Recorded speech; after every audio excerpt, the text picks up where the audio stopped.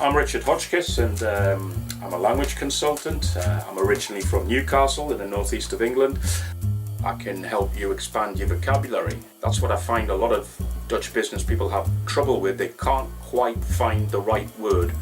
Writing emails is really important these days in communicating within a global society.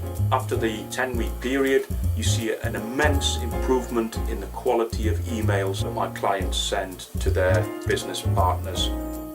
Obviously their fluency improves, their pronunciation, they have a better vocabulary, their grammatical knowledge is expanded, but the self-confidence thing is what really counts. And I've been told many times by my clients at the end of one of my 10-week courses, 2 hours a week, Richard, the great thing is I'm much more self-confident.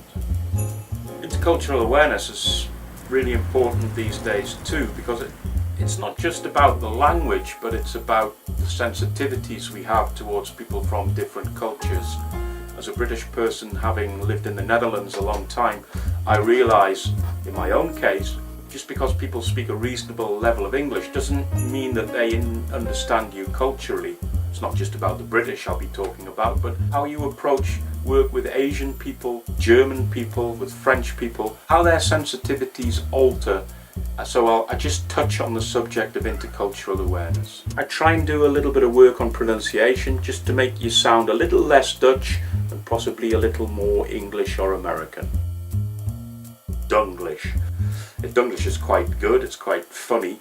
For the Dutch people think it's funny, and British and American and other non-Dutch speakers just think it's a bit strange. They're actually speaking English, but they're using a Dutch idiomatic expression that they know, but they're literally translating it from Dutch into English. Dunglish. What about this one?